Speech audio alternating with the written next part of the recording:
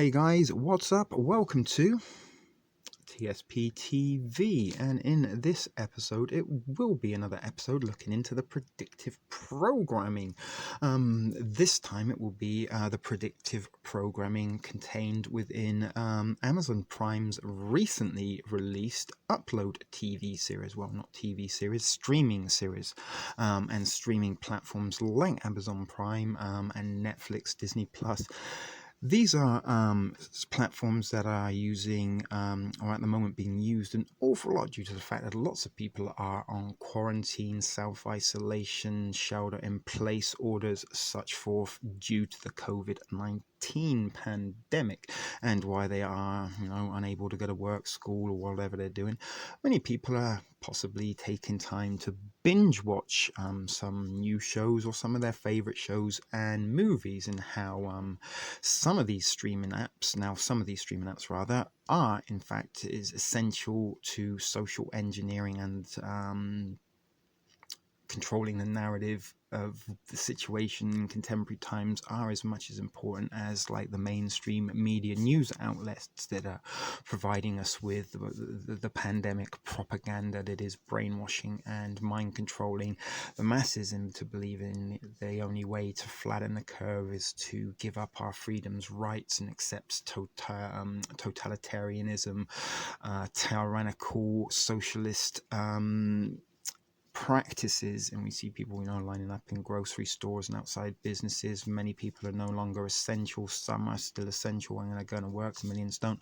But while the millions of non-essentials are stuck at home, they are taking to streaming apps for entertainment to pass the hours, something you don't have the fortune of having when you are locked up, imprisoned in a correctional facility. It may give you TVs and stuff, but you don't get the bountiful amount of entertainment content available to you as you will do on streaming apps. Now, in the beginning of this pandemic, the movie Contagion was trending on every single streaming app. It's even being pushed on this platform, YouTube, because you can get a premium subscription to YouTube. You can watch content, rent videos, stuff like that on YouTube, and watch movies. And this movie Contagion was being forced into everybody's newsfeed and put on the top of the list in streaming apps as suggested content for you. And again, our artificial intelligence and algorithms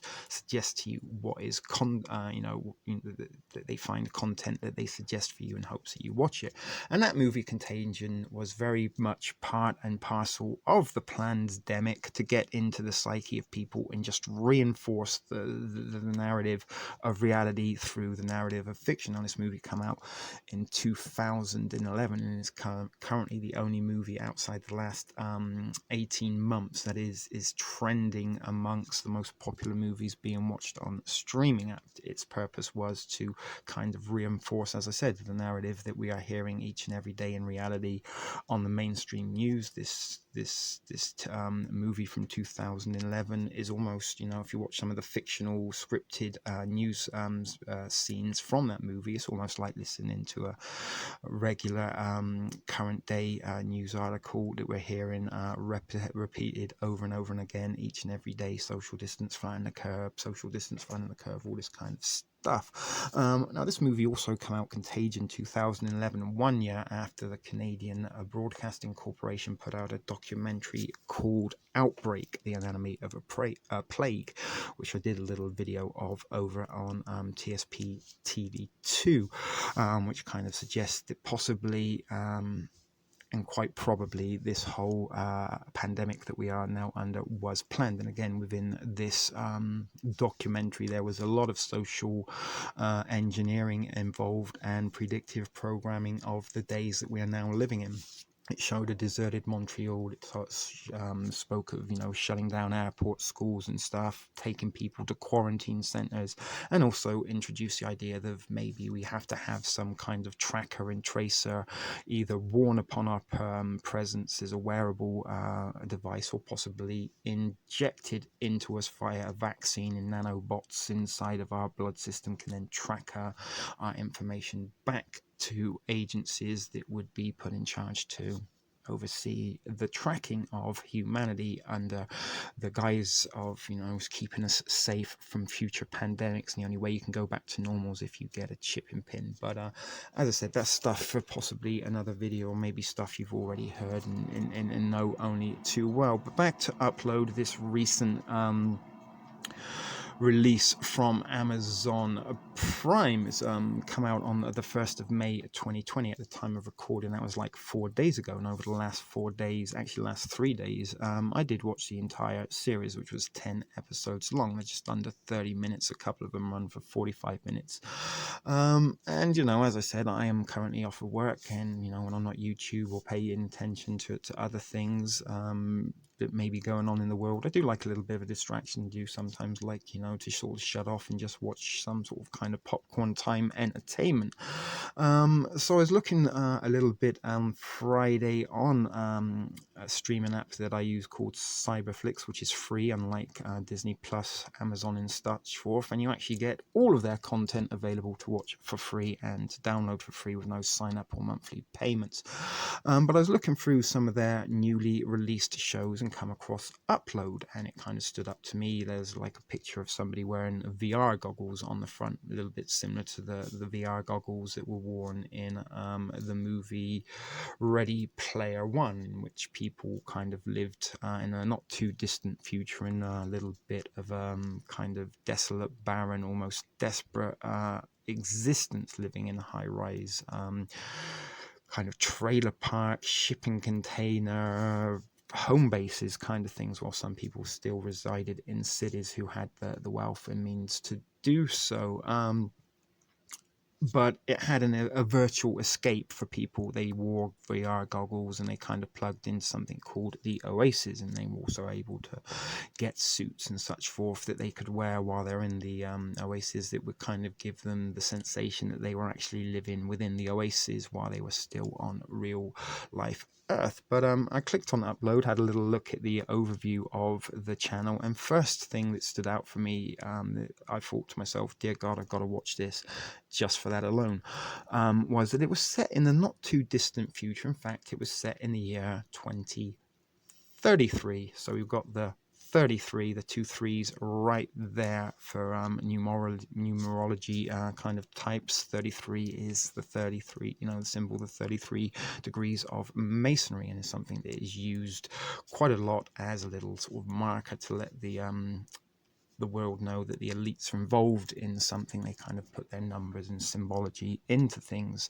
It's a little kind of like MO that serial killers might kind of possess if they, leave a little marker at a scene of a crime, just to let them know it was that individual that did it. Same with the elites. They like to let people know what they're doing, and that is why they use predictive program as a tool of social engineering, because the fiction prepares us for the future. When we see it in the movies years in advance, when it kind of comes to actually happen, it's like, oh my goodness, it was just like the movies. A little bit like the flipper phones when they come out, the reference to, oh my God, they're just like the communication devices in Star Trek. But 2033, the other thing, it would also set place 3 years after Agenda 2030, the United Nations Sustainable Development Agenda, that is really a little bit of population control, as well as, a unifying one world order that would rule over its global citizens.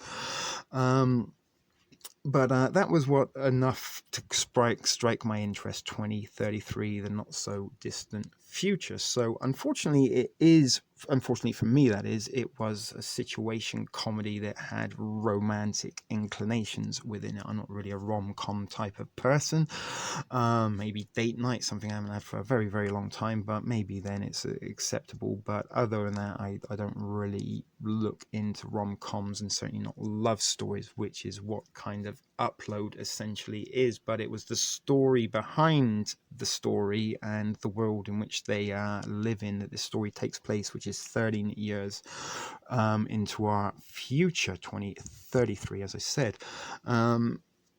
Again, this was something that interested me, things set in a not too distant future, a little bit like Back to the Future, and Back to the Future 2, when they went to the year 2015, they kind of managed to predict flat screen TVs that were kind of hanging on walls. They had Alexa kind of type Steel Siri type thing that Marty McFly spoke to when he come home. They had also some facial recognition, I think, or fingerprint recognition going on, as well as weather modification.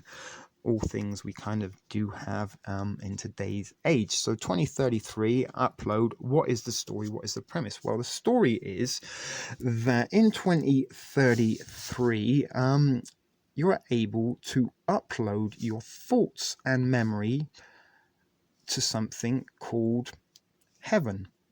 And Heaven is a database where your memories and thoughts in pretty much your life, I guess, is then transferred from a living person into a a computer generator, a processor type thing, and then this processor can then be uploaded to various platforms that are available for your afterlife continued existence, life after death, through virtual technology and artificial intelligence. Now, as I said, it is set 13 years into the future, in the year 2033, not so far away. And straight off the but we will be looking at some photos and some stills from the series. I'm not going to be using any clips. We don't want to get community strikes. I've also already had issues with my Soylent Green predictive programming and copyright strikes. It meant I had to edit it quite considerably in order to get it uploaded. So we'll be looking at some photographs shortly, as well as some articles from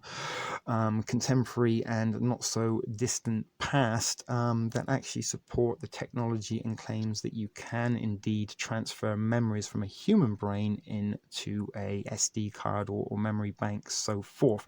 And would you then be able to upload these into a database, simulated reality, where you could exist in a virtual avatar, as long as you had the funds to do this. So the one company that does feature prominently in Upload is a company called Horizon, which I'm pretty sure is supposed to be the American cell giant Verizon.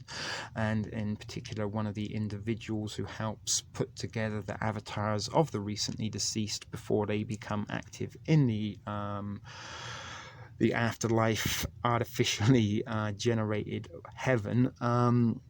She puts together the avatar and also feeds together their memories and stuff forth, and then helps them transist from real life into virtual life and virtual existence that will be available for eternity, as long as they have unlimited data plans and the money to do with it, be able to do so. So as I said, being able to transfer memories onto data banks, SD cards, stuff like this technology exists. They've done this, and again, they've done it under the guise of health purposes, and they've helped actually used human beings, where they've attached small little nano processors, I guess, to the neuro cells in the brain, and they've helped people with sicknesses and illnesses that kind of have an impact on memory retention. These have helped them improve their memories. So could you store an entire human being's memories onto one disk, and then put those memories into a virtual person? Now, this is also kind of a little bit similar again to the concept, like the heaven concept and the afterlife, where you get uploaded and live digitally, is a little bit like similar to the Matrix, where everybody was kind of plugged in and used as batteries to fuel the machines that now were given the power by human beings, and then eventually overrun human beings and then use them as a source of power. But they kept them alive kind of artificially, I guess, and pumped them with virtual imageries of a life that they were leaving normal, very similar to the lives we lead day to day. Are we actually living in a simulated reality? Who knows? But in heaven, in this digital, it's like the gold standard afterlife database of choice for people to live in, and it's kind of a little bit for the wealthy. There is also a Facebook heaven, where you can go and live in afterlife within Upload, and a couple of other that aren't as good as the Verizon one. But the interesting thing about the Facebook afterlife database that you can live within, they offer the fact that we've been collecting information on you for years and years in order to make sure we can provide you with a perfect afterlife experience, designed specifically and catered specifically to your tastes based on the data collection that we've had there. So this love story comes into it where a recently deceased coder who was working on a free version of this afterlife database where people could upload their memories to and continue to live after life. He is involved in a car accident. He is then his rich heiress girlfriend who has unlimited Horizon data on both sides of her family. Their Horizon family uploads him to the Lakeview creme de la creme, state of the art, all-inclusive heaven, and you need a lot of data in all. You need an unlimited data plan, a little bit like a cell phone. If you just want to have very, very, very basic, just talking text, maybe a little bit of data so you can check emails, you may get a 2 gig plan. But if you want to be using for streaming and gaming and maybe podcasts or videoing stuff, then you're going to need the biggest plan available with the largest amount of data available you can use. And this is the case. There is actually a structure system within the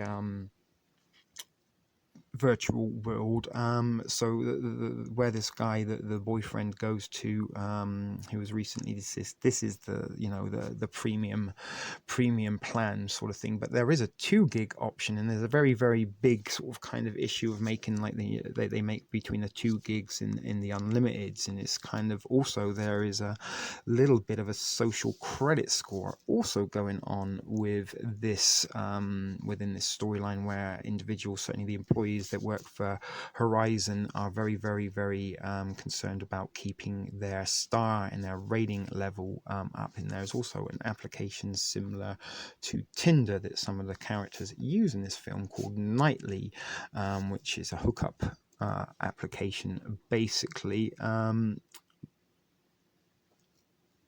But again, on this, you have a rating system where you have to rate people 5 stars, and everybody wants to maintain a 5-star rating. So a little bit, stuff that we're kind of hearing and seeing about in today's time certainly comes to be normal in the future in this fictitious sci-fi sitcom show about romance between the girl who is the programmer and the individual that is recently deceased and uploaded into the databanks of heaven. So as I said, we've got a few videos, not videos, a few photographs and stuff to be looking at, that I point out some of the predictive programming stuff is a lot easier with visual than me talking. But I just wanted to give you a little bit of a rough summary of what this program was about. And as I said, we will sort of use pictures as reference later, and I'm going to pick out a couple of articles to show you about scientific research in the field of trying to find a way to transfer memories into database, and then the database into something else. So we will see you in a second in the next segment of this predictive programming episode, concentrating on Amazon Prime's upload. Okie dokie. So before we get into some pictures, I do want to give you a little bit of an overview, and I've actually pulled up Amazon Prime Upload on Google here for some points of reference, and you can kind of see this is the kind of cover poster, and these are the characters. This is the dead guy. Cancel, no, we don't want that. This guy here, he's the dead guy. And this is his angel, the girl that falls in love with him. Excuse me for pressing too hard. Here's a close-up of him, and there she is with her glasses on that she puts on in order to come. And this is her in the afterlife. This is a computer avatar of herself, not the actual person. And this is his virtual image. But as I said, we are going to be looking at some photographs very closely shortly. But this is it. It came out 97% like this show. First episode date, 1st of May 2020. As I said 4 days ago. It is May the 4th be with you at the moment. Is there a chance we can look at some more episodes? Now here are some more of the cast and characters here, and I wanted to pour out the episodes for you, just to give you a little kind of rough guide. It doesn't really give you any spoilers. It might even entice you to read it. So there are 10 episodes in season 1, and here we can see in episode 1, after a self-driving car crash, Nathan is uploaded to Lakeview. His girlfriend's family's digital afterlife where he meets a customer service rep, Nora, and they call their customer service reps angels, and the angels come to help them when they need problems, as long as they have the premium plan in all inclusive data. So Nora, the customer service rep stroke angel, tries to get her ratings up, and this was what I was talking about, getting her ratings up. They must maintain a rating, and if they don't keep maintain a certain rating, then they can lose some employee entitlements and discounts and perks that they may get if they do maintain it. And she's trying to get a loan, and she wants to upload her father. He's sick, and he has something called vape lung, which is very, very interesting, because we are sort of hearing a few stories in the last 12 months about the dangers of vaping in 13 years in the future. In this fictitious show, Nora's father actually is dying of vape lung, and she wants him to be uploaded into the afterlife, Lakeview, because she will receive a employee discount providing she keeps her rating up. But her dad, unfortunately, is a little bit old school. His wife passed away and her mother passed away some years before, and he believes she's still waiting in heaven, doesn't really approve this new technology. So episode 3, we see the funeral of Nathan as he is finally laid to rest, but he actually gets to attend his funeral via the technology of the afterlife database. They kind of screen him on a backdrop where he can see his funeral, and the people at the funeral in turn can see him. And 5, you might kind of see here, like when she starts developing a few feelings for him. So she's like a real person, he's dead, but she kind of likes hanging out with him because he still kind of has his memories and his personality and stuff. He just doesn't have a body, but she can go and visit him in the work within this kind of virtual world via technology. She has her own avatar, and she can wear gloves and things to kind of help her feel and touch what she is seeing in the virtual world as well.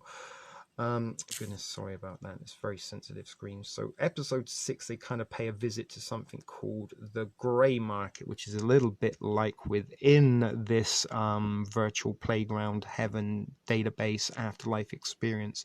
It's a little bit like the dark web. So if you can kind of find the glitch within the program, you can find it into this grey matter, and they can give you all sorts of upgrades and stuff that aren't available via the app.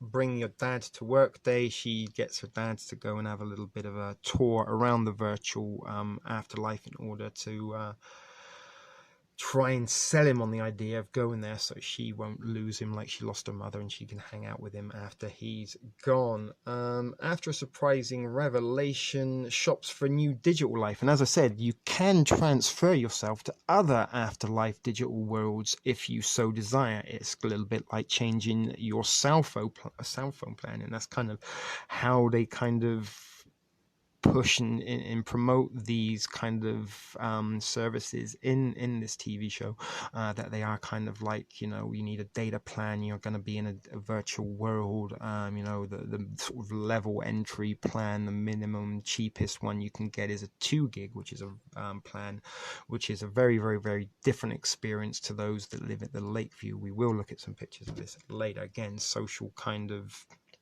credit or social kind of status going on there. So that's it. She kind of falls in love with this guy that she recently programmed into an avatar to go up there, put all his memories and such forth together, and then over a period of interactions they kind of have feelings for each other.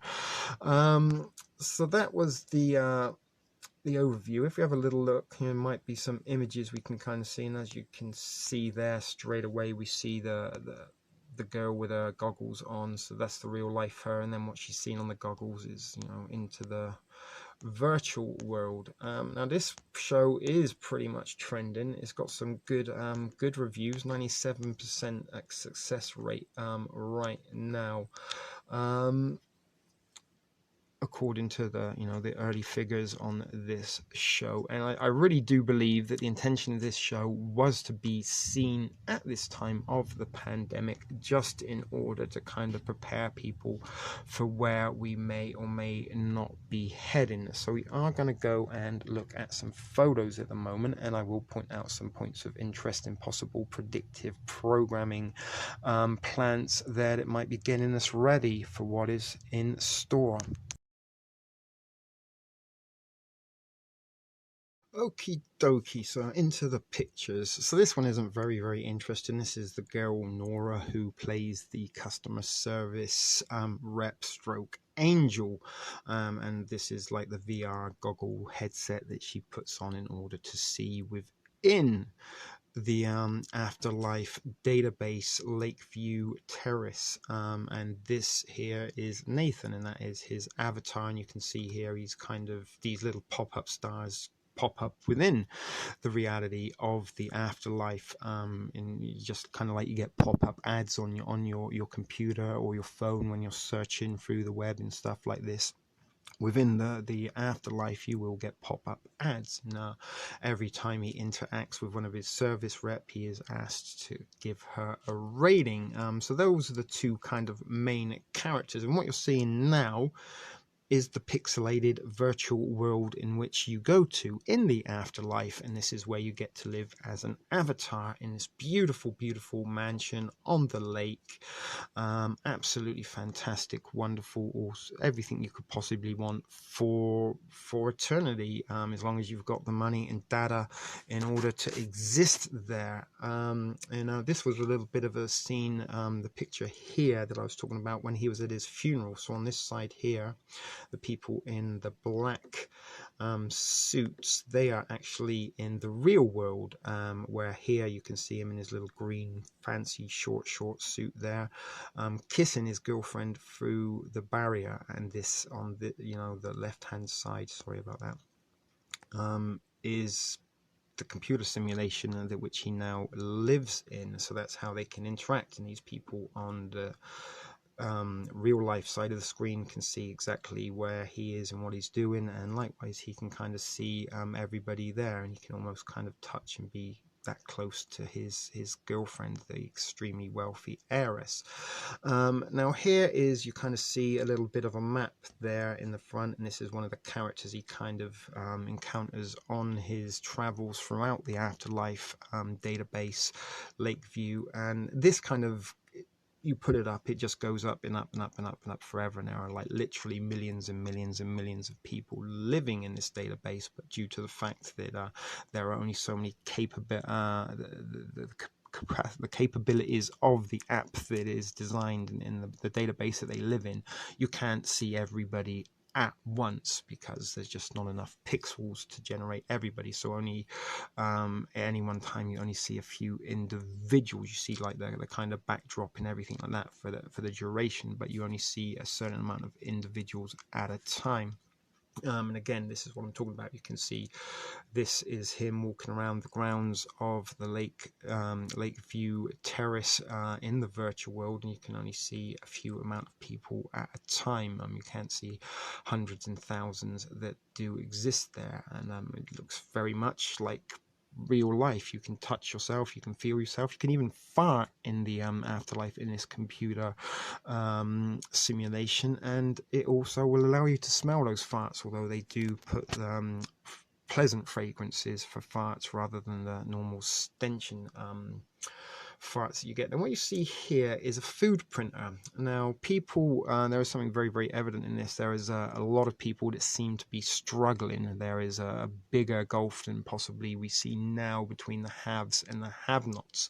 Now what you've got here is a food printer. We have 3D printers now, and due to the fact that food is such a luxury in the future in 2033, only the rich and the wealthy can afford it, and everybody else eats printed food which they can get recipes from. And this particular food printer is a Samsung one, and as a Samsung one, it has actually exclusive printing recipes in food that you can then eat, a little bit like Star Trek and the Replicator. And in this particular incident, it is a Jamie Oliver recipe that is exclusive to Samsung's food printing services.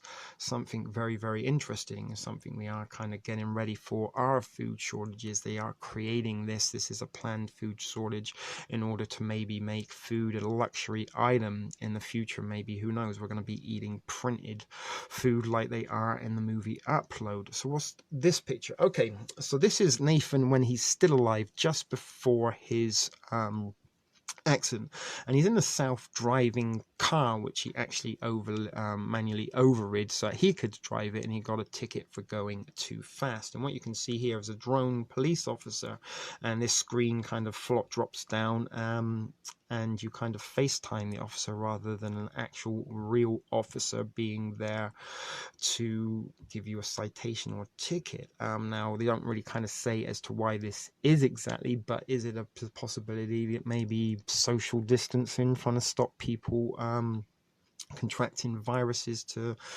police officers? I don't know, but it might even be cost effective. But that I thought was very, very interesting, the drones and the cops, because we were actually talking about introducing drones as surveillance to try and keep people from breaking social distance orders and advice. This is the city. I think this is New York here in the future. Now, I'm not sure what these huge towers are, if or not they are building blocks, or if or not they are some kind of antenna. But there you can see like the World Trade Center, the new World Trade Center there, and these buildings, or these things here, whatever they are, towers, cell reception, 5G, who knows, they're extremely high, and they kind of don't look as solid as the building, so I'm kind of guessing maybe they might be some kind of virtual thing, but you don't really get to find out exactly what they are. So let's move on to the next picture. This is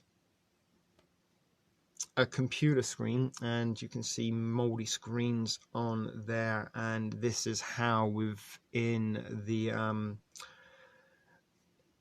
employment place they keep tabs on everyone, and also they use a very similar kind of grid like this to keep tabs on the avatars within the afterlife. And in the afterlife, they are monitored and watched at recorded at all given times, every time, and they do have to there is a setting that they can have privacy mode that they have to set off. They have to change that privacy mode, a little bit like on your cell phone. You have to set your privacy standards to kind of limit the amount of ads and pop-up things that you get. Now, what you see here, this is Nathan just after he's been uploaded. We've gone the wrong direction on these photographs, unfortunately, but it doesn't matter. These are just examples of things that were of notice, or things that I caught of eye in the thing. Now, something that you have to do in order to upload is still be alive. And what they do is they kind of put you in this little room with this thing here above you, and it spins around and sucks all of your memories out of your brain before it slices your head off, and then the body falls into a refrigerated ice bucket for disposal. But it kind of kills you, but you have to be alive in order to upload. They can't upload the memories once you're dead. So prior to, if you're in a critical condition like he was when he come in from his accident from the hospital, it was like, listen guys, you don't stand much of a chance in the operating theater, but you've got a better chance of survival in upload. What do you want to do? Do you want to upload, or do you want to take your chances in the operating room? But if you do, you don't survive the operating room, you can upload. Now, it's uncertain or not if you can volunteer to upload, and I suspect you do, because in the last episode, although I won't ruin it for you, you might find out. But what you see here is a bicycle, and I think it's a Lyft bicycle. It has a little the Lyft logo on the front there, and it's a self-driving bicycle that one of the individuals kind of rode and then got off, walked into his into his apartment, and the bicycle just rode off on its own, a little bit like a bike share thing. And there are lots of self-driving cars. Also, this is Lakeview. This is, as you can see there, the Horizon company that provides you this, and that's what it looks like. That is their advertisement on the commercial that you will see in the TV show, obviously, that would be running. And they actually run these commercials on the bus. They're watching this commercial on the bus as the girl is heading off to the office to go and look after people that live here. And as it is the Lakeview, beautiful, beautiful, heavenly location that you can live virtually in after your body is checked out.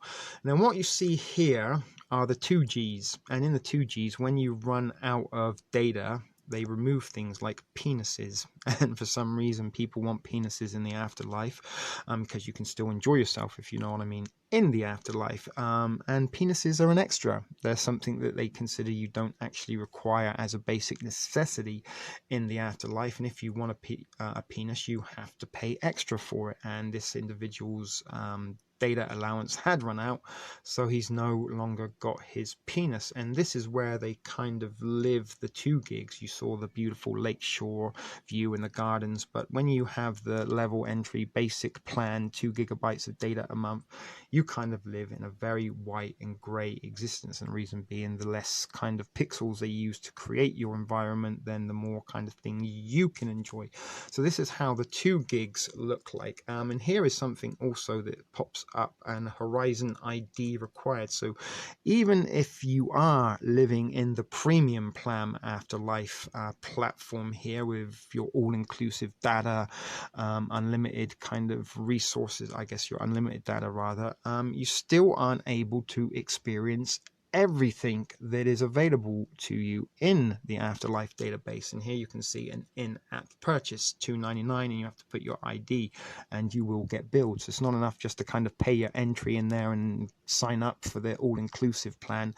There's going to be some things that aren't included, and there are a host of products available, brand name products that you can purchase within the afterlife. Now this was the one that really kind of stuck in my mind as a very possible prediction for the future. Oprah Winfrey 2024. I don't know if you can see that there, but it's kind of a campaign poster, and it's Oprah and Kamala. I'm not sure who Kamala is, but 2024 Oprah, I guess, run for president. And that's a little bit similar to the Obama campaign posters that were out once upon a time. And of course, Oprah Winfrey, OW, One World, Oprah Winfrey, very popular, beloved figure, a little bit like Trump, not a politician, but a known person, and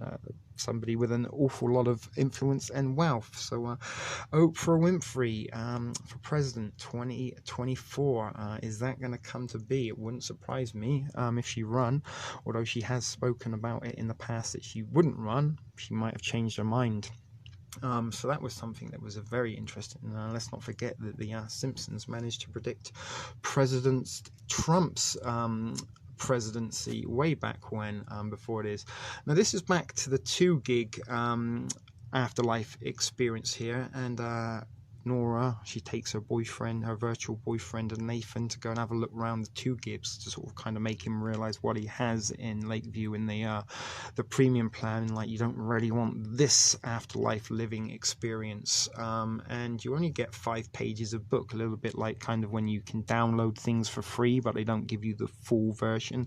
In the 2 gig you can only read 5 pages of books unless you have funds in order to pay for the entire book. And your 2 gigs you can't even think. If you start thinking about stuff in the 2 gig level entry, low level afterlife experience that you can upload to, thinking will use your data up like nobody's business. Now this is from the first few minutes of the series, and Nora here, she arrives at her work at Horizon or Verizon, whichever you want to see, and there's a camera there that she has to look into, and she also has to fingerprint, use her fingerprint on here in order to gain entry to works as facial recognition and fingerprint recognition, just to go into work. Something that happens when you are taken to a correctional facility. They will take your fingerprints and mugshot before they put you in a cell.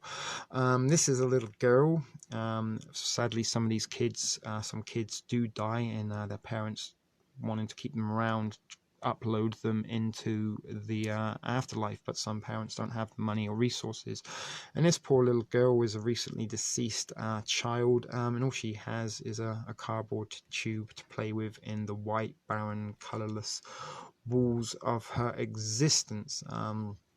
Again, that is the virtual world of Fairview, the lakes, the rocks, the beautiful mountain ridges there, sunshine. You can even select what weather it is. It has a knob that you can change it from warm to fall to snow, whatever you want. This individual here, he's the AI. Where did we get to? He is AI. So within the program itself and the app, like the virtual world, there are many copies of this individual here, and he acts as like a doorman, is a concierge, all these things, and he's actually a service within the afterlife, but he is artificial intelligence. There's multiple versions of him, a little bit like Agent Smith in the Matrix. This was, I don't know why these pictures didn't come in order. I downloaded them all in order, or put them together all in order, and when I kind of created this little slideshow, unfortunately it all got mixed up. But here we see the guy using his fingerprint to gain entry. There's Nora waiting behind, and again, notice the distance between them, social distance in there. This was a little self-driving car that looks like an egg having its accident. Now, the guy was actually murdered because he actually had a free version that anybody could upload to, that him and his business partner were had been developing and were looking to launch as a free option for people to be able to live in the virtual afterlife. But unfortunately, his self-driving car, which is safe, 100% safe, has an accident, crashes into a dump truck and kills him, which is how he kind of ends up getting uploaded. And this is a picture, as again, this should have been next to the picture where we saw his head being removed, and this is him momentarily before he has his memories uploaded into this machine, and they then remove his head. So you have to be alive, and once they've taken your memories, they then kind of execute you. So it's a little bit of a kind of Soylent Green option, with kind of assisted euthanasia, perhaps. Hey, you know, if you're struggling, why don't you just upload? It's much more easier in the afterlife as a virtual existence than trying to make ends meet in the real world. Although I really don't kind of make a point of that. I'm kind of just guessing that is a possibility. And as I said, in kind of the season finale, there is even more reason to believe this. And again, here he is in his this is his bedroom that he lives in the afterworld. Beautiful looking bedroom suite there, very large, beautiful views, and you can kind of see here what I mentioned, the products, and this is kind of like his mini bar in the room. But all of this is, of course, virtual, and all of these items are additional cost in-app purchases, so to speak, that you have to pay additionally for, but you can actually taste these products, and there's quite a lot. There's Coca-Cola, Sprite, Pepsi, Dr. Pepper, Heineken, Frito-Lay, and again, here she is using her fingerprint in the facial recognition to get into work. But there are quite a lot of these product placements for actual brands names that are recognizable in the living world. You can purchase them in the afterlife, and due to artificial capabilities, it will taste and feel as though you are actually eating Frito-Lays. So there you go. Again, these pictures all got most muddled up out of sync. My apologies, I didn't realize this until I actually started to record this. I did select them all in order and transfer them to a file, but never mind, you still get the same gist. So here he is. This is little Nathan here, having his mind, his memories sucked out of his mind momentarily before they decapitate him. Now this little individual here, we saw him earlier, he was pointing out a few kind of ground rules to Nathan on his first day within the virtual world that he now lives in his afterlife, and this guy points out some of the glitches in faults within the matrix, I guess, or within the program that they live in, and he's actually streaming this vintage camera here. Is recording him. He's actually streaming to YouTube from the virtual life, and this is things that once you live like in the afterlife, you can still phone people in the living world. You can have Facebook, YouTube, Twitter, all these kind of things. You can even hook up on the Nightly app, which they use to hook up, and this is Nora using some photographs of the past in order to create his avatar. I can't really read if there's anything here on the side. I did have a look in case there was anything else that might be informative there, but she kind of, you know, a little bit like you would create an avatar for Sims or any other sort of kind of feeder farming game. Here we see him again. There's some Burger King. This is his minibar, and there's things that are available: Burger King, In-N-Out, McDonald's, Taco Bell. They all feature within the afterlife, and they're all available as, you know, there's pop-up ads, and some of these angels sales representatives are required to sort of pitch 10 of them a day in order to maintain their reality. Not reality. Their rating, their rating. That's what I was looking at. And as I said, there is a social credit score. Here she is getting all whimsical, talking to Nathan in the afterlife. And this is the rec room in the 2 gigabyte. And these are the 2 gig afterlife avatars. Very miserable existence. This little boy here reads the same 5 pages of Harry Potter over and over again. Doesn't even know Harry Potter's a magician because he's only read 5 pages of it. In Lean Cuisine, again, another brand name that it features in the show. Lean Cuisine sponsors the food hall here in the 2 gigabyte and gives them kind of test prototype meals to enjoy, kind of like his guinea pigs. There is the egg-shaped self-driving car. And what's interesting, I don't know if you can see here, this is a convenience store, but it's a convenience store that is run by Bloomingdale's, and mom and pop shops are kind of closed up as non-essential at the moment. Maybe family-run convenience corner shops are closed down, but you can still go to your big brand Walmarts and Targets, possibly Bloomingdale's. So is there something to come then in the future, due to the fact that many convenience stores went out of business, that the likes of possibly Bloomingdale's, maybe Macy's, get in on the act and start purchasing them up and having their own little convenience store, branching out from you know, whatever it is Bloomingdale's kind of sells in a department store, and having a convenience store part of it. Here's Nathan in his self-driving car, and you can kind of scan things up, computer screens, gamer screens, stuff like that, while you're being driven around by a self-driving car. Here's the artificial intelligence. As I said, there's one. They all look exactly the same. They're letting him into his Lakeview residence. This is inside the Bloomingdale's store. Now again, look at this. There is an automated robotic teller. There isn't an actual person that works there, and there are computer screens, and they give you options to ask, and do you have any questions? And then you can ask the computer, and there are selected you know, responses that you can then hear in order to get help and assistance. But is this again a reduced, you know, non-essential staff have been replaced by computer technology? I don't know. You know, we've already kind of seen a little bit of these kind of self-ordering screens in places like McDonald's and Starbucks, where you don't actually have to go up to the counter and speak to an individual. You can just press some buttons and your order will be made for you. And here we see the Lean Cuisine, and I wanted to point this up. Artificial crab stir fry. So even in like the artificial world, they're using artificial flavorings, not sort of actual code programming that makes it taste like real crab. They can only afford the programming that makes it taste like artificial crab. And as you can see, everything is white. There are no windows, nothing to look out of. If you want a view, then you have to pay extra for that view. And this little boy here, you can see he's gray. He's run out of data. So until his next month plan reignites and he gets his data allocation left, he's frozen, so he can't do anything. He's just stuck there until his plan updates, and that is the case for all of the people living within the 2 gigabyte afterlife experience. If their data runs out, then they get frozen until someone either puts more money on their account or their account renews. And this is how they talk on cell phones, a little projected thing there. They have a watch on their wrist, and then when they want to speak, they kind of do this, and they can turn their hand around to point in it different directions. So when it's like this, that's you looking at the camera. She can see you looking at her. If he turns his hand round, she can see out of the window.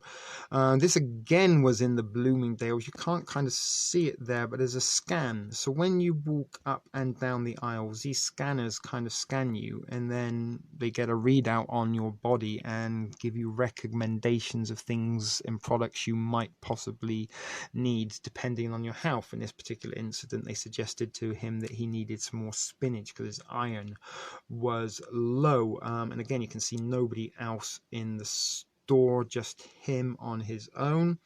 This is the kind of employee track thing here. So Nora was listening to headphones while she was working. She had her music on, and her boss was able to detect this, and you can see there she's wearing headphones.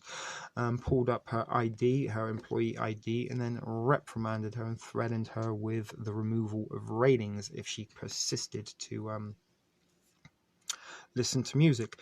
That's Nathan's body after his head was removed. That's the bucket of ice that the body then goes into, and they say that is for storage purposes. They don't actually let you know where these bodies go afterwards. Who knows, maybe in season 2 we might find out what they do with this part of the body once you have had your memories taken out. Your head explodes and you then get uploaded. Here is one of the pop-up ads. This guy is for Orbit Gum, and as you walk around, this guy kind of pops up and suggests to you, would you like to try some Orbit Gum? And there was also a Taco Bell pop-up as well for a Gordita Crunch that kept annoying everybody. These are the corridors in the 2 gigabyte existence for you if you can't afford the premium plan. White walls, barren, misery. Probably better to be in the ground than continue to exist like this in the afterlife. And here's a lady here. You can see that is her gigabytes remaining. She only has 987 gigabytes left. And if she wants to add a view, yes or no. And again, if she selects yes, I'm pretty sure that we use quite a lot of her allocated data that she's supposed to survive a month on within the afterlife 2 gig world. And there you go, you can see his head that had been taken off. Again, this has probably been so much more presentable had the photographs remained in order when I transferred them to this file. That's the machine again there that the memories get sucked up into. And you can see the Lean Cuisine dining hall there where they get to go and eat in the afterlife. And I believe that's all of the photographs that I have for you here on uploads. We'll just sort of slowly scan through them. If you want to stop and look at them, pause the button, you can for anything you may see in yourself. But it was very, very, very interesting to me, especially the kind of the 2 gigs and the premium plan afterlife uploads. There's a burp for you, baby P, do excuse me. As well as in the reality, there are the haves and the have-nots. There are people that can't afford to eat real food. They can only have printed food to keep them alive. And Nora, she's sort of struggling, low-level minimum wage employee, and her and her roommate live in a 1-bedroom kind of studio type deal where they kind of got both their beds in the same room, not very far apart. And she actually does grow a few veggies out of her window in some sacks. maybe as a little bit of a supplement for some real food. But it was a very interesting show. The concept of, immortality. Can we live after our bodies have died? Can our memories be stored and put into a database where we continue to exist, albeit in a virtual existence? And this also could possibly support theories that maybe we are already living in a simulated reality, just like the one that we are seeing in this TV show, that is designed as an afterlife option. You can go, rather than going to like maybe a real heaven or maybe just being buried or cremated, you can continue to live in a virtual heaven. Are we already living in an equivalent of this now? And is, the simulated reality very real, similar to that was in the Matrix? Are we being pumped in everything that we consider is real? Is it actually artificial, and are we little more than just computer controlled avatars? And is this why some people don't have as much as others? Is it because people, the majority of people can only afford a basic plan, whereas some people can afford the all-inclusive unlimited data plan? But anyway, I did think that was particularly in some particularly interesting things in there, particularly the Bloomingdale's convenience store. I don't know why that stood up to me so much, as did the Oprah Winfrey 2024 presidential poster. So anyway, that was it. That concludes our little screen still shot presentation of some things within Upload, the TV series that I thought was particularly interested. And as I said, there it is again, Oprah and Kamala. If anyone can let me know who Kamala is, let me know in the comments below, although I might even go and Google it once I've finished this. Okie dokie. So once again, over on the good old Google, and what I put in and why I use Google was because it kind of gives you the suggested content more than other people. It is the big controller of what you find and don't find when you do searches, and usually what they promote for you, what they do suggest, they really want you to see. So I put in brain stroke memory uploading, and already you can see mind uploading. You can see some images there. You can see a computer and a brain. So it's a thing, right? It's not something that we're barking at straws, or is the realms of ultimate science fiction. In here you can see uploading our minds right there. Are we close to uploading our minds? 2019, 2017, 2015. Can we upload our consciousness? So stuff that has been around for quite some time.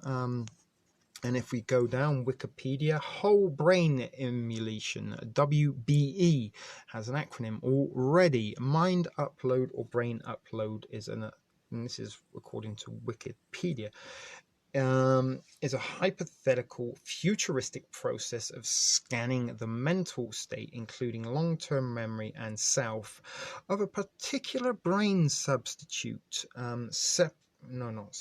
substrate, and copying it into a computer. The computer could then run a simulation model of the brain's information processing, such as it would respond in essentially the same way the original brain, i.e. indistinguishable from the brain for all relevant purposes. So creating an artificial brain out of your brain that will continue to live afterwards.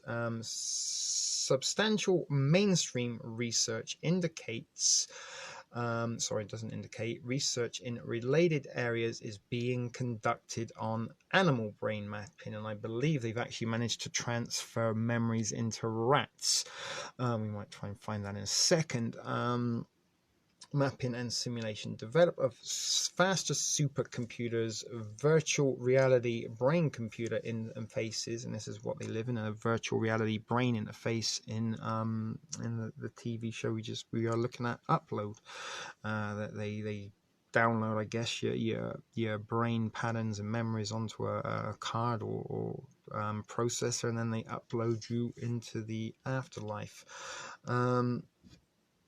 and information extraction from dynamically functioning brains. According to experts, many of the tools and ideas needed to achieve mind uploading already exist, folks. They already exist, not science fiction, or are currently under active development. However, they will admit that others are as yet very speculative, but still in the realm of engineering possibility. Neuroscientist Randall Korn has formed a non-profit organization called Carbon Copies to promote mind uploading research. Let's not go any further into what Wikipedia has to say. Straight away you can see that there is some research being conducted in this, not just a little bit, a lot of it.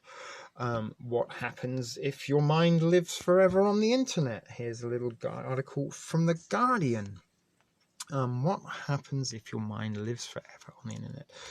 It may be some way off, but mind uploading, the digital duplication of your mental essence, could expand human experience into a virtual afterlife. Exactly what we see in the TV show Upload. And is Upload kind of selling us the idea of this? Oh my God, wouldn't that be great if we could upload? You know what I'm saying, guys? Is this the implantation of the thought? Is this subliminally leading us into accepting this type of thing, making it mainstream? Now, the other thing that is very, very interesting, Upload isn't alone. No. There is actually another TV show from the UK called Code 404.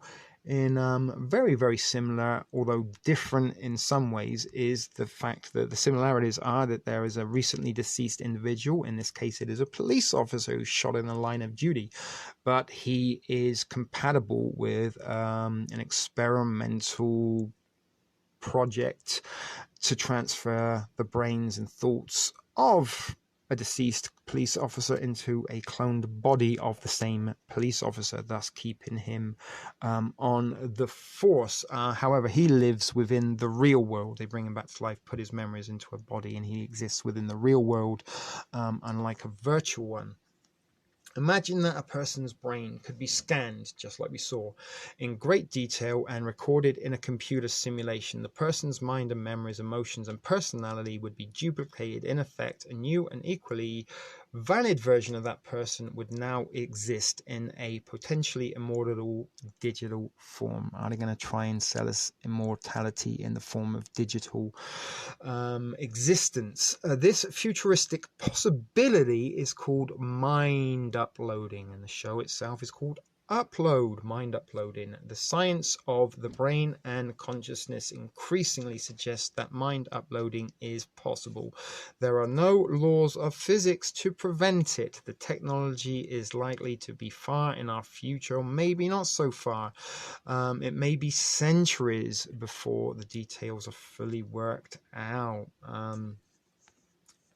Suppose one day you go into an uploading clinic, which we just saw at the hospital. They had an uploading clinic to have your brain scanned. Let's be generous and pretend the technology works perfectly. It's been tested and debugged, and what they're saying now is they've tested it. It's not perfect and it hasn't been debugged, possibly, but we're not that far away from it, and that's why they're implanting these ideas of uploading right now so that it can, prepare us for the reality. The fiction is preparing us for the reality of what's to come, and all these articles are suggesting this. This isn't just a one-off article. This is something that is actually being researched quite extensively at the moment, and they have actually managed to transfer memories into rats. It gives that mind a standard issue. And again, here we are, standard issue, like the standard issue basic plan, the 2 GB plan. That would be the standard issue virtual body. And that's reasonably comfortable with your voice and face attached in the virtual environment, like a high quality video game. Let's pretend all of this is come true. Who is that second you? At first, you, let's call it the biological you, has paid a fortune for the procedure. Again, see what we're saying there, fortune.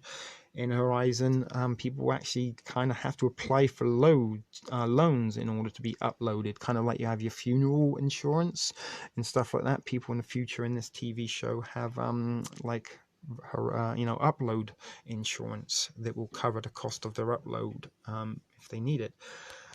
So the biological you cost a fortune, and yet you walk out of the clinic just as you're mortal as when you walked in. You're still a biological being, and eventually you will die. As soon as you drive home, you think, wow, that was a waste of money.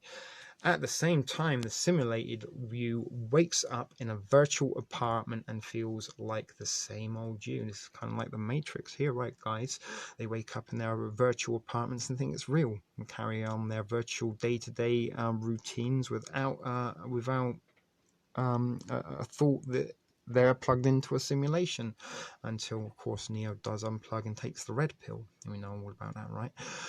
So anyway, it has to be a continuity of experience. It remembers walking into the clinic, swiping a credit card, and again they're put in there. You have to pay for it. You have to pay for it. It's going to be expensive. You have to pay for it. In this article, in South a little bit of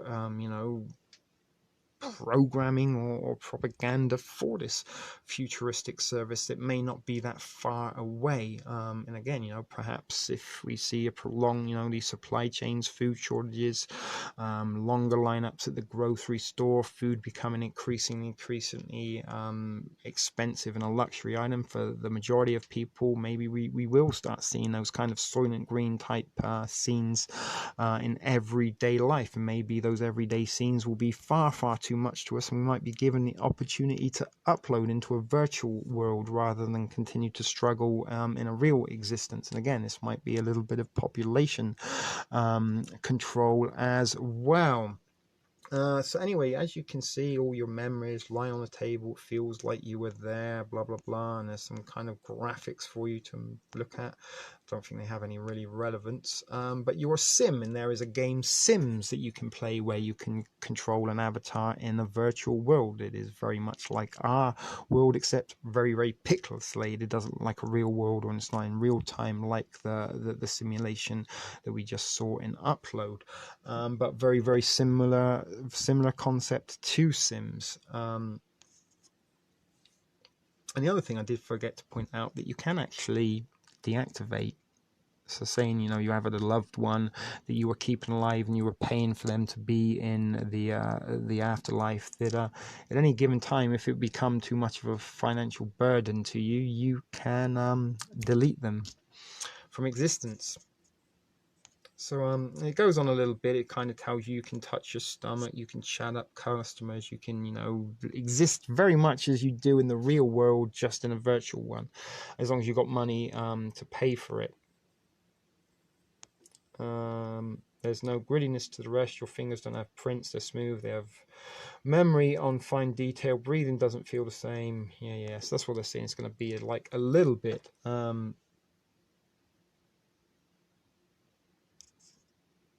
zilch. You would not believe what that is like in here. It's a fantastic place. Remember Kevin, the guy who died of cancer last week? He's here too. He's fine, and he still has the same job. And again, he has the same job. Why is he working in the afterlife? Is this going to be some kind of future entrapment? Is the Upload project mind uploading? This is kind of leading us in towards a becoming the Matrix for real.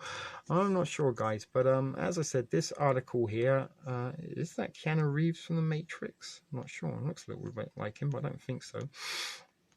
I can put this link into the description, but if you want to stop and pause at your leisure to read this, I will scroll down to the bottom. Are we anywhere near the bottom? Yeah, nearly. Hey, there's Todd from Breaking Bad.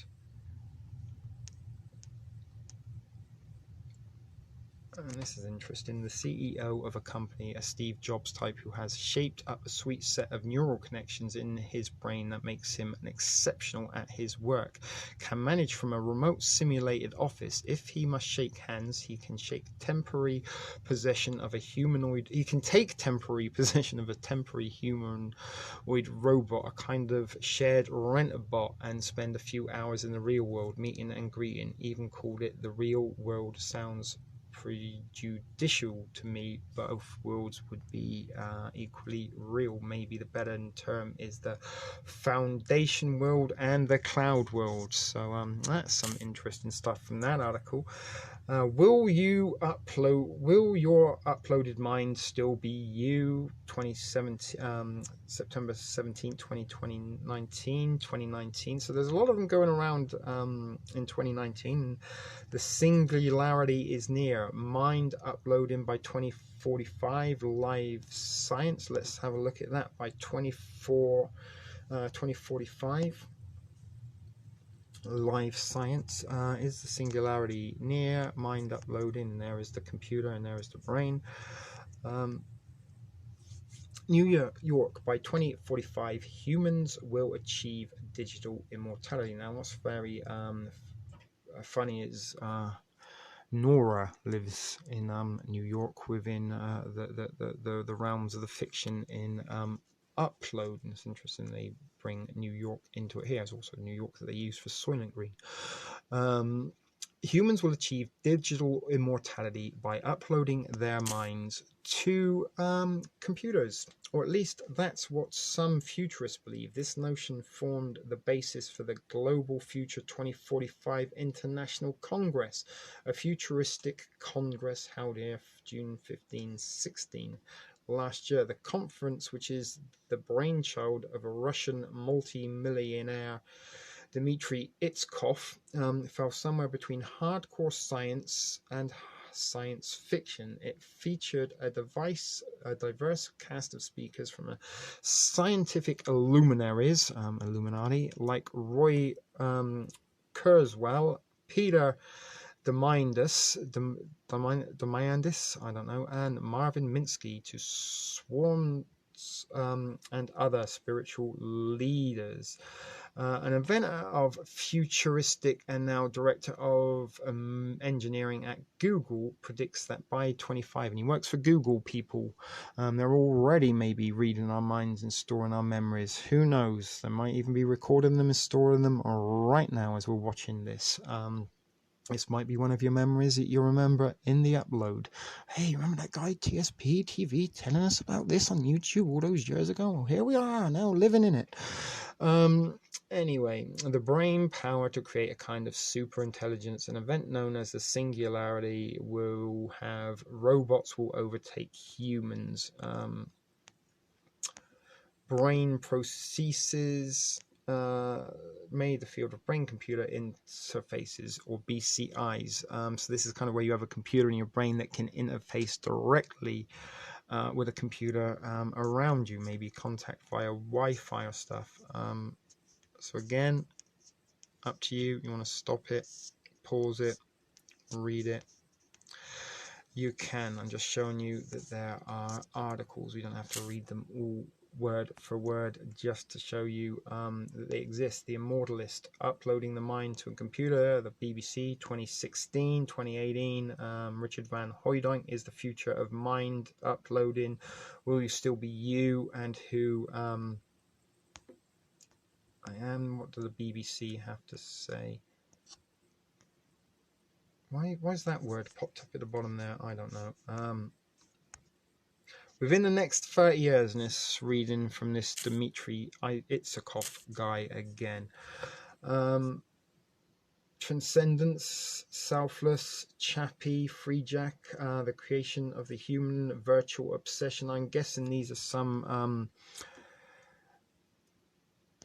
movies along similar suggestions. So let's look. Mind upload in 2019. How close are we to uploading our minds? What would happen? Could we? Mind uploading. Lots of stuff, guys. A startup is pitching a mind up that is 100% fatal. That's interesting. Let's have a little click on that one. A startup is pitching a mind uploading service that is 100% fatal. A startup accelerator Y Combinator is known for supporting audacious companies on its popular 3-month bootcamp. There's never been anything like Nectome, though. Next week at YC's Demo Days, Nectome's co-founder Robert McIntyre is going to describe his technology for exquisitely preserving brains in microscopic detail using high-tech embalming process when the MIT graduate makes his business pitch. As it says on the website, what if we told you we could back up your mind? So Nectome is a preserve your brain and upload it company. It's a chemical solution, can keep a body intact for hundreds of years, maybe thousands, as a statue in frozen glass. The idea is someday that the future scientists will scan your bricked brain and turn it into a computer simulation. That way, someone a lot like you, though not exactly you, will smell the flowers again in a data server somewhere. Okay, guys, so many examples. Whole brain emulator, the WBE, a giant step for neuroscience. And this is August 15th, 2019. Brain computer into a robot.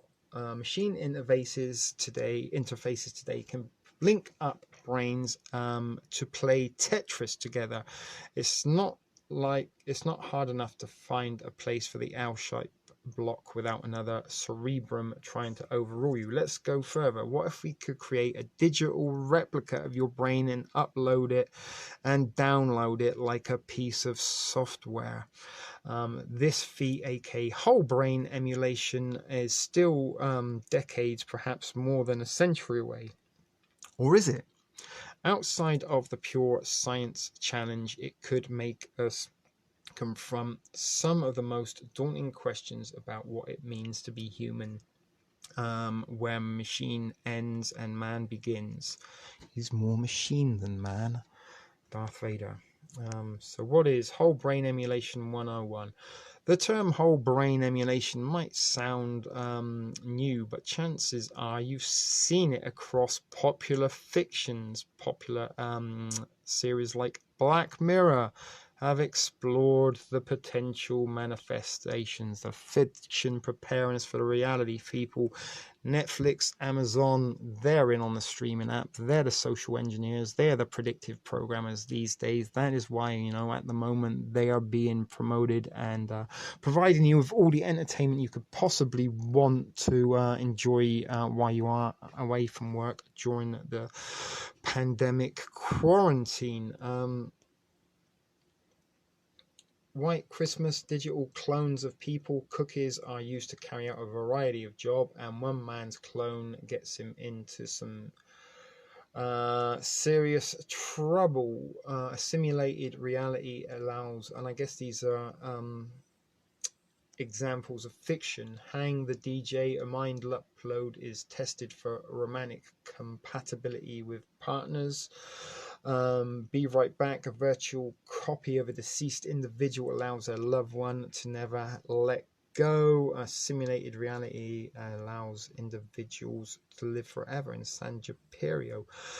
So how do we make those stories a reality? In 2008, 12 years ago, futurists Nick Bostrom and Anders Sandberg of University of Oxford's Future of Humanity Institute published the first roadmap for WBE. They identified 3 core components: scanning a brain, interpreting the brain data, and building a software model, simulating this model so faithfully to the original that when we run it on appropriate hardware, it will behave in essentially the same way as the original brain. It's closely tied to the concepts of mind uploading and downloading, but even that phrase needs some unpacking. So again, guys, if you want to read this, let's go deeper. getting your head into the clouds is not just a computer and neuroscience question. Humans have been philosophizing about what the mind is and how it relates to the brain for centuries. Mitch Green, professor of philosophy at UConn, described one hypothetical endgame for WBE. You enter a booth, scan and upload your mind to a server, then download it into a robot body. Without going anywhere, you spend an afternoon wine testing in Napa and skiing in Austria. Right now, scenarios like this create more questions than they can answer. Can the mind persist without its biological substrate, aka the brain substrate? If your brain is an android, do you exist at two places at once? Will you need two alibis when the police come knocking? So some more interesting stuff there. So I'm going to go and see if I can find this article on where they actually put the memories into patients as an experiment. And then we will be wrapping this up. Okay, so just put in memories successfully transferred to rats. And this is what we've got. Scientists just transformed memories from one creature to another. Popular medicine back in 2018 in the month of May, nearly 2 years ago. So let's just have a quick look here. So scientists just transformed memories from one creature to another. Sea snails picked up memories from another snail in an experiment that hasn't been replicated since the 1960s. Memory transfers between living creatures may sound like science fiction, but according to the scientists at UCLA and a paper published in Neuro, it just became a tested reality, folks. It's a reality. You can transfer memories. I'm not sure how extensive a memory you can transfer, but you can transfer memories. They transferred molecules from brain cells of trained snails into untrained snails, giving the untrained snails the trained snails' instincts and seemingly their memories. Researchers experiment on Aplysia californica sea snails, small organisms with large neurons that are relatively easy to work with. When researchers gave the snails small electric shocks, they retracted their siphons. Snails that had been shocked before retracted their siphons for longer than new snails. Could the snail's RNA hold the key? RNA typically carries out messages between the genome and the rest of the cell, but certain types of RNA can switch genes on and off, and it can influence long-term memory in snails, mice, rats. Scientists extracted all of the RNA from the trained snails and implanted them into new snails. The new snails immediately picked up on the habits as if they had the same memories. So that was one with snails. Meet the two scientists who implanted false memories into a mouse. And this is from 2014, I think. Did I catch that? Meet the two scientists who implanted a false memory into a mouse. It was today before Christmas, and normally busy MIT laboratory on Vassar Street in Cambridge was quiet, but creatures were definitely stirring, including a mouse that would soon be world famous. Steve Ramirez, a 24-year-old doctoral student at the time, placed a mouse in a small metal box with a black plastic floor. Instead of curiously sniffing around, though, the animal instantly froze in terror, recalling the experience of receiving a foot shock in that same box. It was a textbook fear response, and if anything, the mouse's posture was more rigid than Ramirez had expected. This was the memory of trauma. It might have been quite vivid, which was amazing because the memory was bogus. The mouse had never received an electric shock in that box. Rather, it was reacting to a false memory that Ramirez and his MIT colleague Zulu had planted in its brain.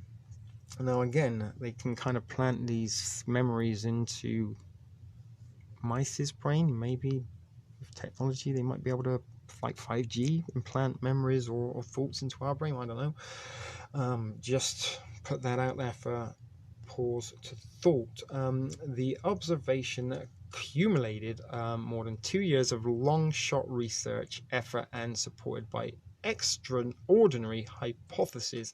Not only was it possible to identify brain cells involved in the encoding of a single memory, but those specific cells could be manipulated to create a whole new memory of an event that never happened.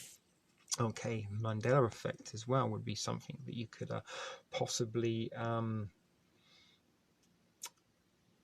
use as a sort of an evidence or example of this, perhaps. 2011, June the 17th, 9 years ago. Memory implants give rats sharper recollection. Get the fuck out of here with that shit. Scientists have designed a brain implant that restored lost memory function and strengthened recall of new information in laboratory rats. A crucial first step in the development of so-called neuroprosthetic devices to repair deficits from dementia, stroke, and other brain injuries. So again, they sort of like research it under the guise of medical research, and then they can use it for non-medical purposes if they then choose to. But as long as they're doing it under the guise of medical, trying to help people who are sick, then it's all good. But if you're kind of doing it for evil scientist kind of reasons, then maybe they might shut that shit down. Though still a long way from being tested on humans, the implant demonstrates the first time that a cognitive function can be improved with a device that mimics the firing patterns of neurons. In recent years, neuroscientists have developed implants that allow paralyzed people to move prosthetic limbs or a computer cursor using their thoughts to activate the machines. In the new work being published Friday, researchers at Wake Forest University and the University of Southern California used some of the same techniques to read neural activity, but they translated those signals internally to improve the brain function rather than to aggravate outside appendages. Memories can be ordered in mice. Are humans next? Nat Geo. A successful artificial memory has been created. Donor recipient enhancement of memory in rat.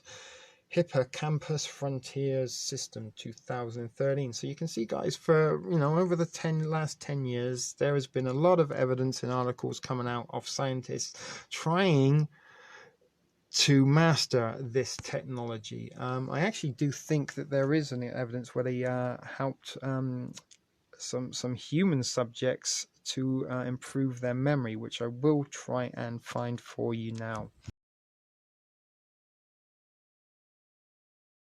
Okie dokie, so here we go. Surgically implanted chips improve memory by up to 37%, but require patients to have clunky device parts strapped to tops of their heads.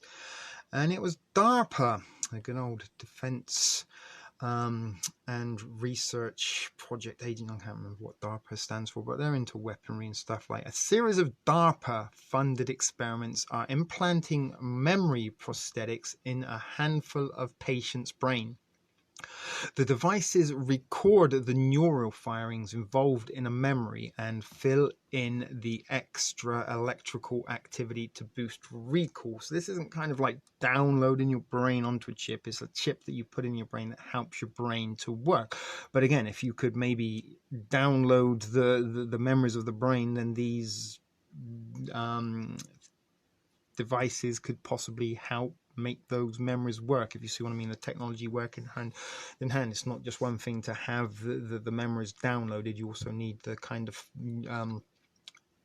devices to like the processors in your phone. You need those to make the phone work. It's not just about having the software and the microphones and the cameras included in it. You actually need the processors and stuff to make it work. One of the trials conducted by Wake Forest Baptist Medical Center research saw up to 37 improvements for 18 patients. So they put 18 patients through a series of experiments where they put these kind of things in your head, these microchips, and they stuck to the brain or connected to the brain's connections to help stimulate and fire responses in the brain that help you improve memories. So the new microchip is given a handful of patients with memory loss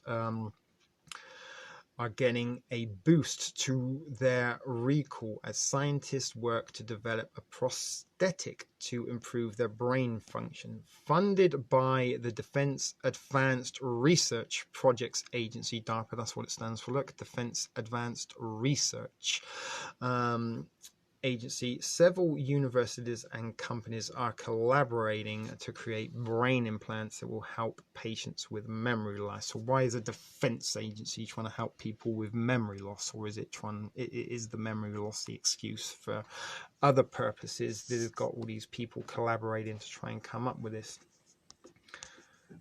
So far, the clinic trials have enrolled some 250 patients who already have electrodes implanted along their brains to treat epilepsy. So the devices are a long way off from being used broadly for dementia patients. But the results thus far are impressive. In one Wake Forest Baptist Medical Center study published last year, patients' short-term memories were improved as much as 37%. So just bearing this in mind, people, that they have 250 human test subjects that they are messing around with their brain, putting computers in nanochips, in neuro links to help improve their brain. What else could they be putting in there?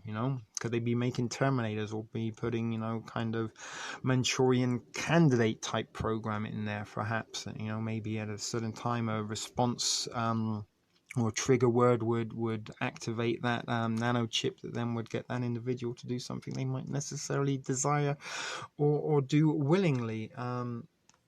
15 to 18% in other two. So I think this is here one of the individuals. You can see him there, and he's got this thing on his head. Now, there were some pictures of the mice. I didn't show you actually, but you get the picture. They've managed to transfer these into snails, into mice, into rats, and they've even transplanted and experimented. DARPA has. This is with human test subjects.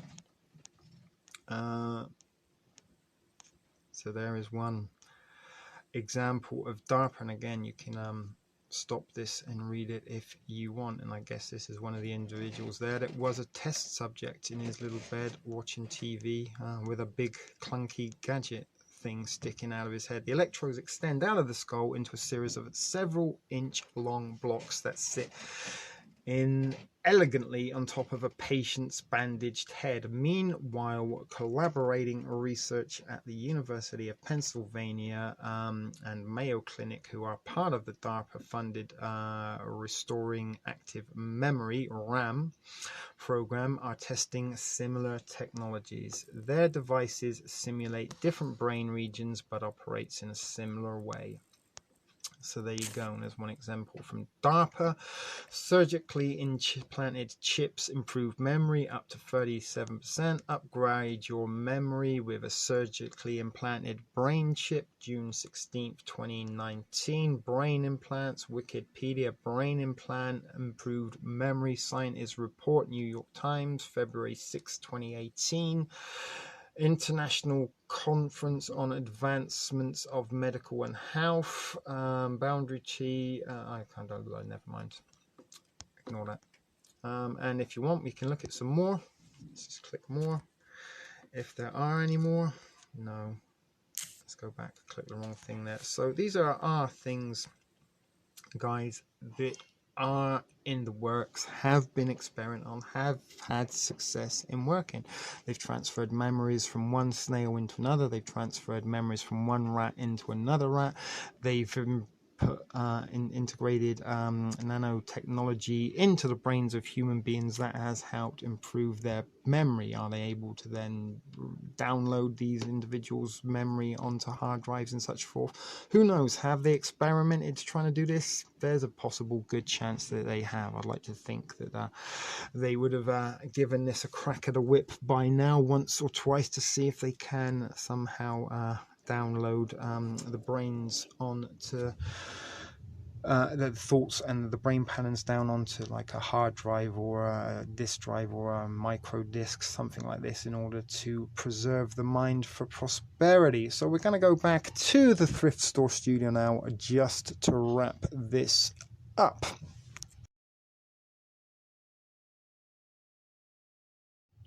Okay, guys, there was some interesting stuff looking at the TV show Upload, and a couple of the pictures and stuff pointing out some possible predictive programming, social engineering seedings going on within the realms of fiction in this show. And we also looked at some supporting articles from the real life that could suggest that possibly this technology and the ability to download our minds onto a hard drive and then upload that into a simulated reality once the body has died is not that fantastic of an idea, and in fact is in the process of trying to be perfected as we speak.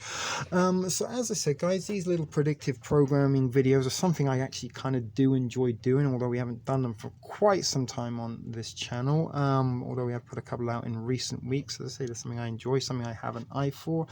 Let me know or not if you like these. We can continue to do them, or we can just give up right now and never bring you another predictive programming video again. But as I said, it's something I do have a little bit of an eye for, something I do kind of enjoy looking into and researching and putting together, as I have in the last couple of weeks for you. But it was particularly interesting to me because this show is very, very brand new. Upload, it's only been out 3 or 4 days. I have watched the first 10 episodes, and I've also watched all 6 episodes of Code 404 that I mentioned about it's a UK show about a cop who was killed in the line of duty, who again, they uploaded his memories and thought patterns into a cloned body of himself, and he continued to work a little bit. It was a comedy show. He didn't work as great in the first few things, but he continued to have upgrades until they perfected it. And again, you know, within Upload is you're about to die, you want to live forever, let's get you into the Upload